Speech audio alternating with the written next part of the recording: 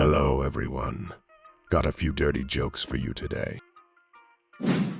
So, two dumb, skinny rednecks come to a brothel, knock on the door, and a huge bouncer opens it and says, "What the hell do you two want?" They ask him, "What can we get for $10?" And the bouncer replies, "You can go screw each other for $10." So the two rednecks leave, but they come back 15 minutes later. The same guy answers the door and yells, "Now what?" And they say, "We just came to pay." So, a young couple from the countryside is driving along a back road when they suddenly see a redneck behind a shed in a field, having his way with a sheep. They stop, and the man rolls down the window and yells, "Hey, buddy, aren't you supposed to be shearing that sheep?" The redneck quickly replies, "Get lost. I ain't sharing this sheep with nobody." So three women from the big city went on vacation to a small redneck town. After a wild night of drinking and causing a scene at the local bar, they found themselves in the holding cell at the police station. The cop on duty walked up to the bars and asked, "So, what do you all do for a living, ladies?" The first woman replied, "I am a contemporary fashion model." The cop raised an eyebrow. "What the hell does that mean?" She explained, "I wear stylish, often revealing outfits to get men to notice me." The cop nodded and wrote something down. "Got it. A hooker. What about you?" he asked, turning to the second woman. She said, "I'm a photography model." The cop squinted. "And what exactly is that?" "Well," she said, "I pose in various ways so men can take pictures of me." The cop scribbled again. "Got it. A hooker. And you?" he asked the third woman. The last woman stood up proudly and said, "I'm an escort." The cop scratched his head. "What does that mean?" "Well," she said, "I walk the streets at night, going from one lamppost to the next." The cop nodded. "Got it. An electrician." So a priest was seated next to a redneck on a flight to Mexico. After the plane was airborne, drink orders were taken. The redneck asked for a beer, which was brought and placed before him. The flight attendant then asked the priest if he would like a drink. He replied in disgust, "I'd rather be savagely abused by a dozen hookers than let liquor touch my lips." The redneck then handed his drink back to the attendant and said, "Me too. I didn't know we had a choice." So a small zoo in Alabama acquires a rare gorilla who quickly becomes agitated. The zookeeper determines the female ape is in heat, but there are no male apes available for mating. The zookeeper approaches a redneck janitor with a proposition. "Would you be willing to make love with this gorilla for $500? he asks. The janitor accepts the offer, but only on 3 conditions. First, I don't want to have to kiss her. And second, you can never tell anyone about this. The zookeeper agrees to the conditions and asks about the third. "Well," says the janitor, "I'm gonna need another week to come up with the $500. So a redneck walks into a bar, sits down, and as he orders a drink, he looks up.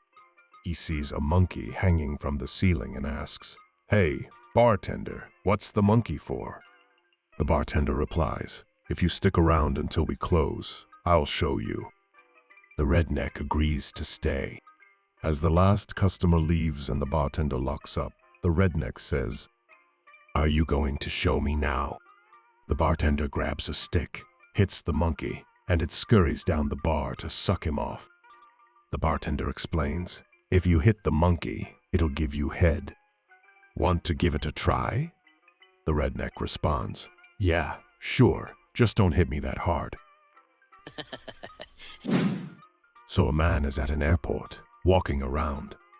Suddenly, he sees a machine standing nearby. Coming close, he sees a poster upon it. The newest analyzing supercomputer. Tells all about you for 50 cents. The man drops in half a buck. 5 seconds later, a piece of paper comes out.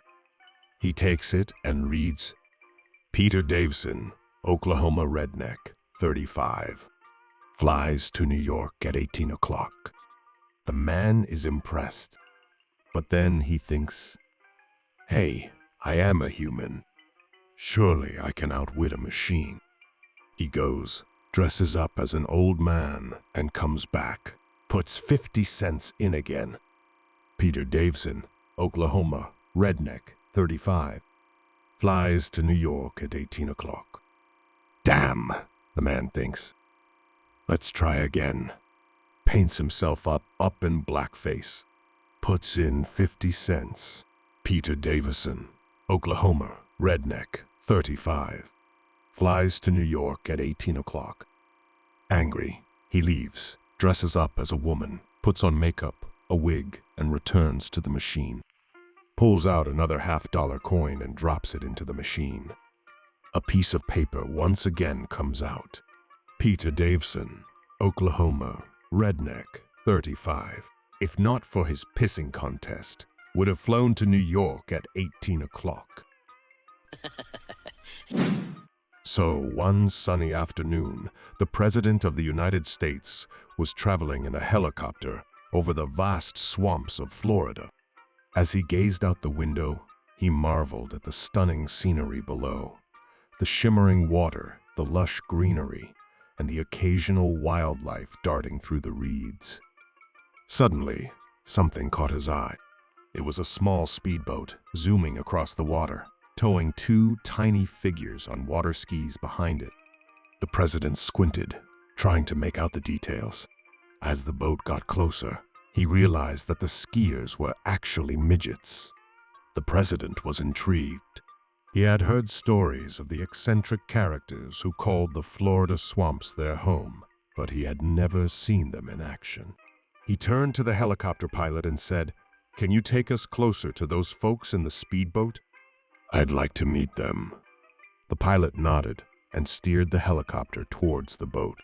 As they approached, the president could see that the two men driving the boat were rough-looking rednecks with grizzled beards and faded trucker hats.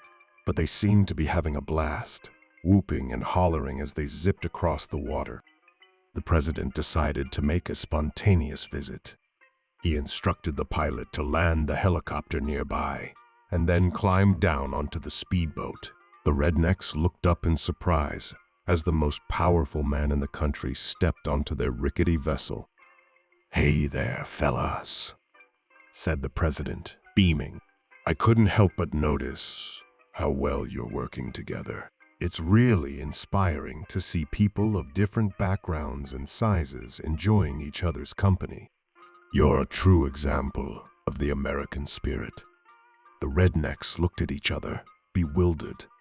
They had no idea who this fancy dress guy was or what he was talking about, but they were polite enough to shake his hand and nod along with his speech.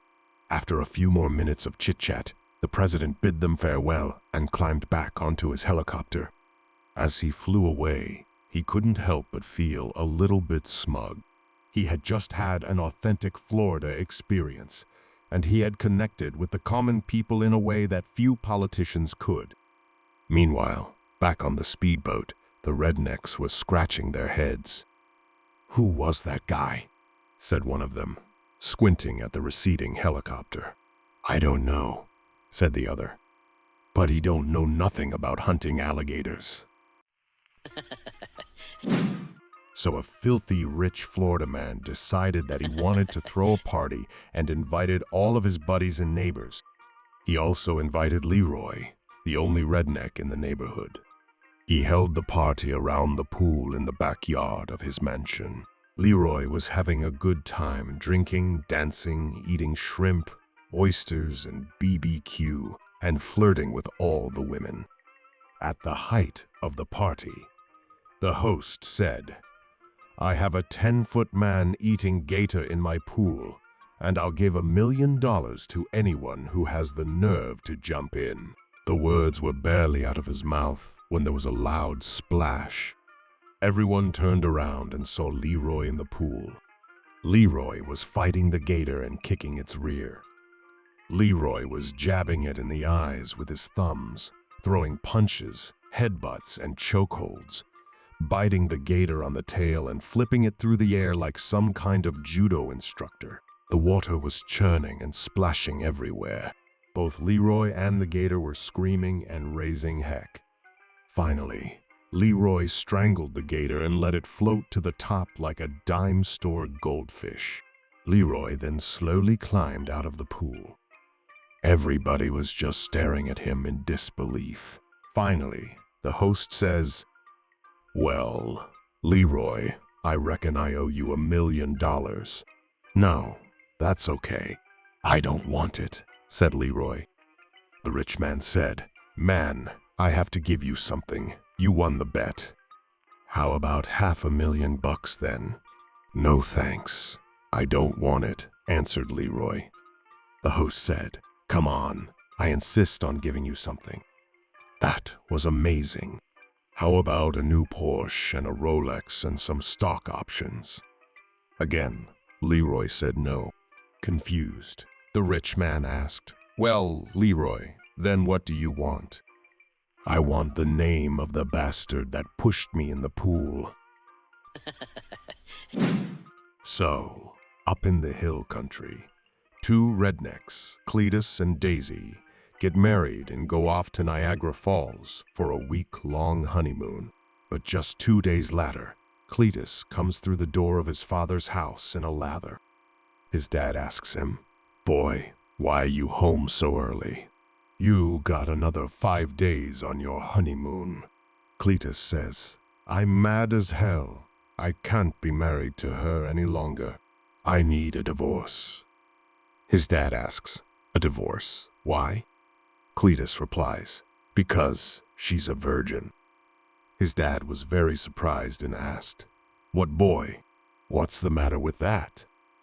Cletus angrily said, "Hell, Dad, if she ain't good enough for her own family, she sure as hell ain't good enough for ours."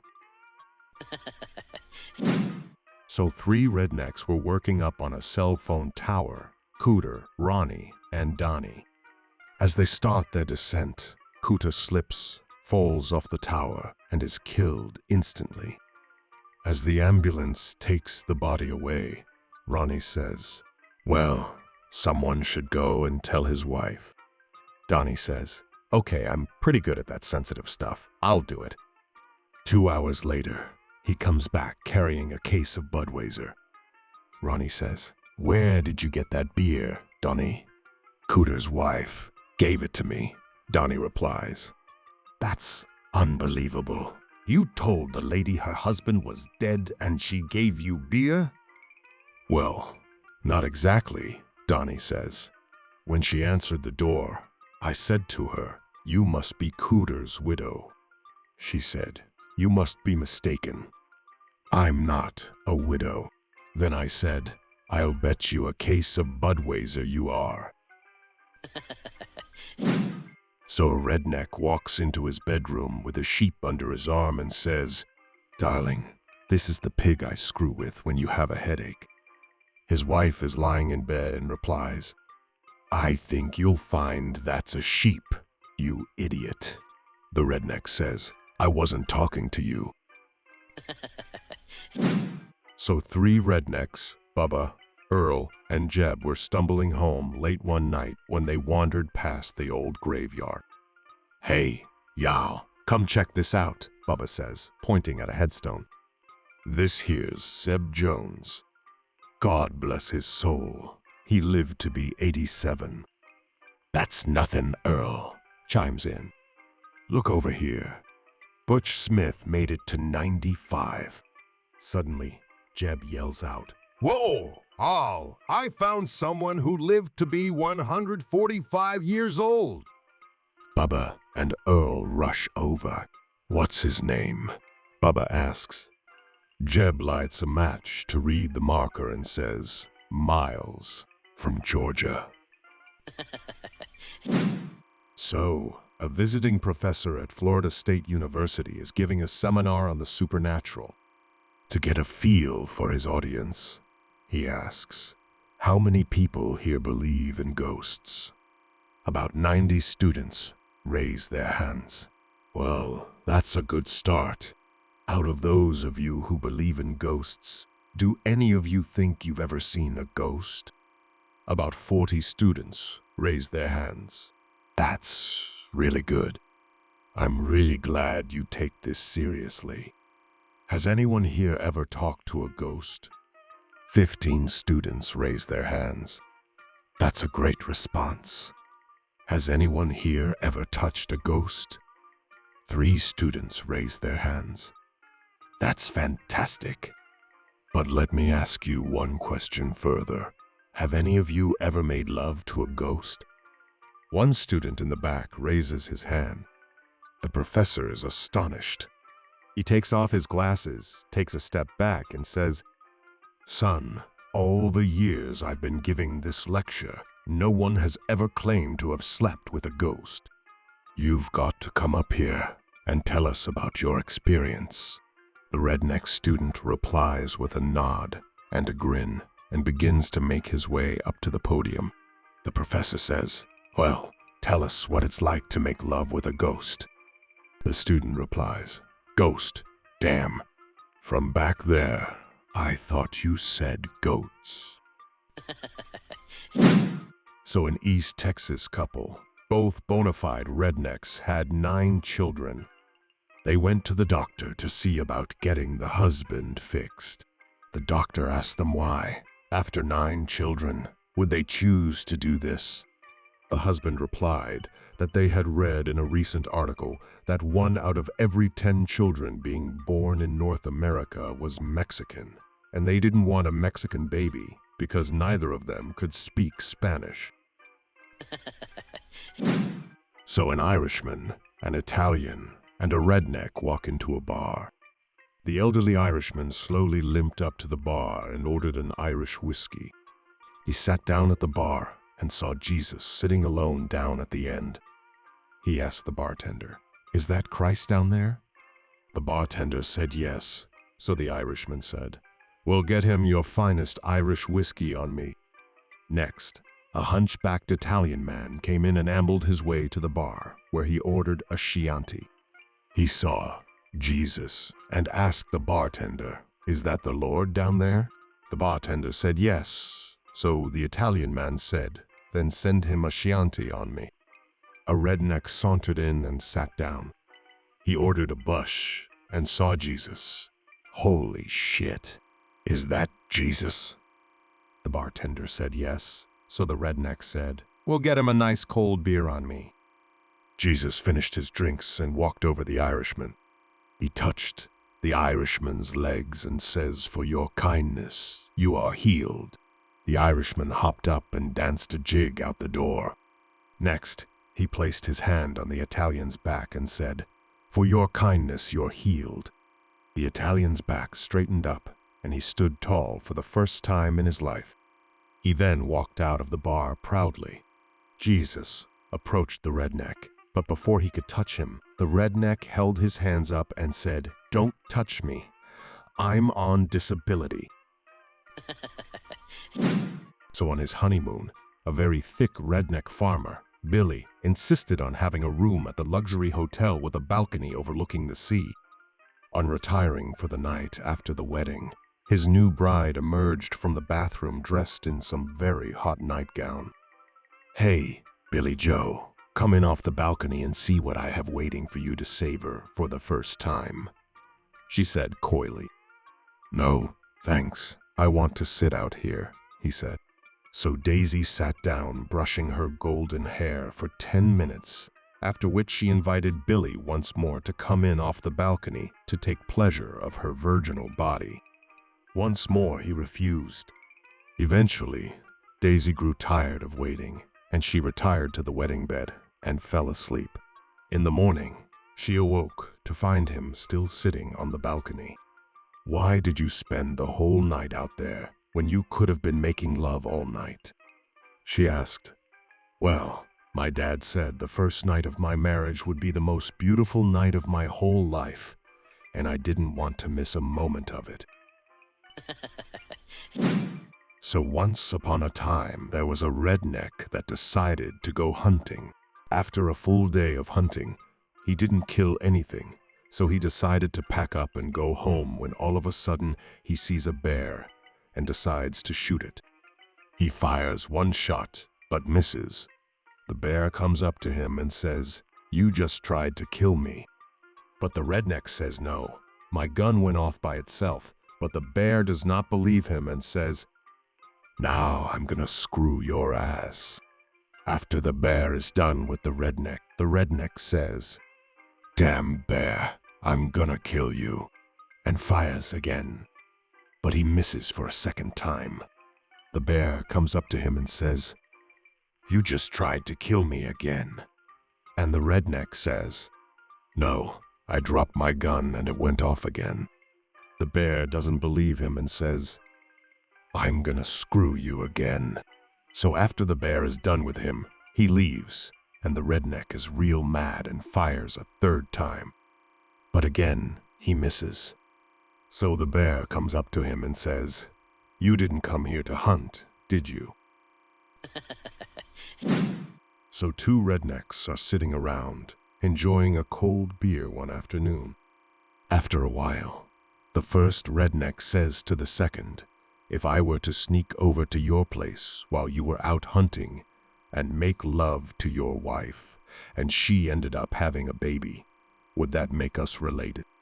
The second redneck thinks for a moment, scratches his head, and says, "Well, I'm not sure about being related, but it sure would make us even." So a bloke walks into a bar in Alabama and orders a beer. All the rednecks sitting around the bar look up, expecting to see another redneck visitor. The barman says, "You ain't from around here, are you?" The guy says, "No, I'm from Canada." The bartender says, "What do you do in Canada?"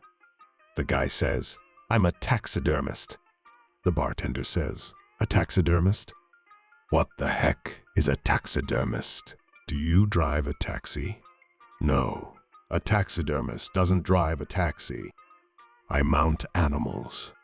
The bartender grins and yells, "He's okay, boys. He's one of us." So a routine police patrol was parked outside a local neighborhood tavern when the officer noticed a redneck leaving the bar, so intoxicated that he could barely walk. The man stumbled around the parking lot for a few minutes, with the officer quietly observing. After what seemed like an eternity of trying his keys on 5 different vehicles, the man finally found his truck and fell into it. He sat there for a few minutes as other patrons left the bar and drove off. Then he started the truck, switched the wipers on and off, flicked the indicators on, then off, tooted the horn, and finally switched on the lights. He moved the vehicle forward a few inches, reversed a little, and then remained stationary for a few more minutes as more vehicles left. At last, he pulled out of the parking lot and started to drive slowly down the road. The police officer, having patiently waited all this time, started up the patrol car, put on the flashing lights, promptly pulled the man over, and carried out a breathalyzer test. To his amazement, the breathalyzer indicated no evidence of the man having consumed any alcohol at all. Dumbfounded, the officer said, "I'll have to ask you to accompany me to the police station. This breathalyzer equipment must be broken." "I doubt it," said the redneck with a grin. "Tonight, I'm the designated decoy." So a blonde redneck guy finds a lamp. He rubs it, and a genie emerges. The genie tells him he will be granted 3 wishes. The guy thinks for a moment and says, "First, give me a bottomless mug of beer." A mug of beer appears in his hand. He sips it once, then again, and the mug is magically refilled. The guy is thrilled and continues to drink. The mug never empties. Then the genie says, "And what about your other 2 wishes?" The guy thinks for a moment and says, "Give me 2 more just like this one." So there were 3 boys, all in 3rd grade, an Asian boy, a Spanish boy, and a redneck. They were trying to think of games to play at recess when the Asian boy got an idea. "I know," he said. "We can play who's got the biggest pee-pees." "How do you play that?" asked the redneck. "It's easy," said the Spanish boy. "We can play it next recess." So when recess time came, the 3 boys went outside. "All right," said the Spanish boy. "Let's play." The Asian boy explained that all you have to do is pull down your pants, and whoever has the biggest pee-pee is the winner. And so the Asian boy pulled down his pants, and the other 2 boys were impressed. Then the Spanish boy pulled down his pants. His pee-pee was about the same size as the Asian boy's. As the redneck boy pulled his pants down, the other 2 boys stared in awe. "You win for sure," they both said. Later that day, the redneck boy went home and his mother asked him, "So did you make any new friends today?" "Yup, I played this game called Who's Got the Biggest Pee-Pee and the other boys said I won." "Is it because I'm a redneck?" His mother laughed and replied, "No, sweetie, you won because you're 23. So a redneck and his wife walked past a swanky new restaurant last night.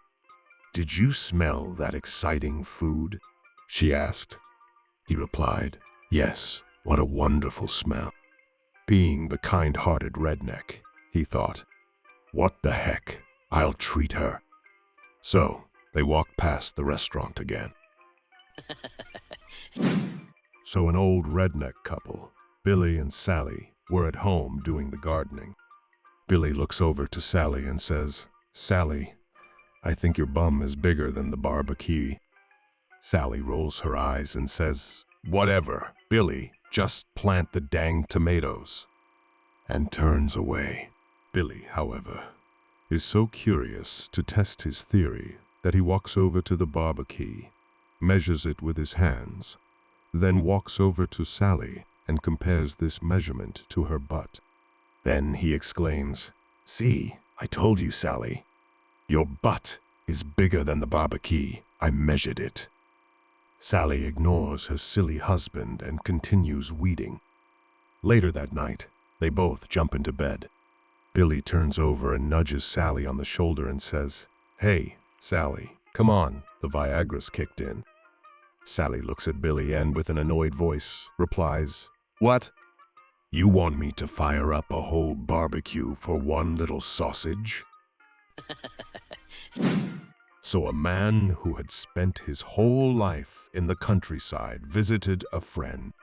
He'd never seen a train or the tracks they run on. While standing in the middle of the railroad tracks, he heard a whistle but didn't know what it was. Predictably, he's hit and is thrown, ass over kettle, to the side of the tracks with some minor internal injuries, a few broken bones, and some bruises. After weeks in the hospital recovering, he's at his friend's house attending a party. While in the kitchen, he suddenly hears the kettle whistling. He grabs a baseball bat from the nearby closet and proceeds to batter and bash the kettle into an unrecognizable lump of metal. His friend, hearing the ruckus, rushes into the kitchen, sees what has happened, and asks the redneck, "Why'd you ruin my good kettle?" The redneck replied, "Man, you gotta kill these things when they're small." So deep in the backwoods of Tennessee, a hillbilly's wife went into labor in the middle of the night, and the doctor was called out to assist in the delivery. Since there was no electricity, the doctor handed the father to be a lantern and said, "Here, you hold this high so I can see what I am doing." Soon, a baby boy was brought into the world. "Whoa there," said the doctor. Don't be in such a rush to put that lantern down. I think there's another one coming." Sure enough, within minutes, he had delivered a baby girl. "Hold that lantern up. Don't set it down. There's another one," said the doctor. Within a few minutes, he had delivered a third baby. "No, don't be in a hurry to put down that lantern. It seems there's yet another one coming," cried the doctor. The redneck scratched his head in bewilderment and asked the doctor, "You reckon it might be the light that's attracting them?" So one hot summer day, a redneck came to town with his dog, tied it under the shade of a tree, and headed into the bar for a cold one. 20 minutes later, a policeman entered the bar and asked, "Who owns the dog tied under that tree outside?" The redneck said it was his. "Your dog seems to be in heat," the officer said. The redneck replied, "No way. She's cool, 'cause she's tied up under that shade tree." The policeman said, "No, you don't understand. Your dog needs to be bred." "No way," said the redneck. "That dog don't need bread. She ain't hungry because I fed her this morning." The exasperated policeman said, "No, you don't understand. Your dog wants to make love." The redneck looked at the cop and said, "Well, go ahead. I always wanted a police dog." So Cletus and Billy Bob are walking down the road when they see a dog licking his privates. Cletus sighs and says to his friend Billy Bob, "Geez, I wish I was able to do that." Billy Bob looks confused, stares at the dog, then it turns to Cletus and says, "Well, Cletus, you can go ahead and try, but I bet he will probably bite you." So, two rednecks go on a fishing trip. They rent all the equipment, the reels, the rods, the wading suits, the rowboat, the car, and even a cabin in the woods. They spend a fortune. The first day they go fishing, but they don't catch anything. The same thing happens on the second day, and on the third day. It goes on like this, until finally, on the last day of their vacation, one of the men catches a fish. As they're driving home, they're really depressed. One guy turns to the other and says, "Do you realize that this one lousy fish we caught cost us $1,500? The other guy says, "Wow, then it's a good thing we didn't catch any more."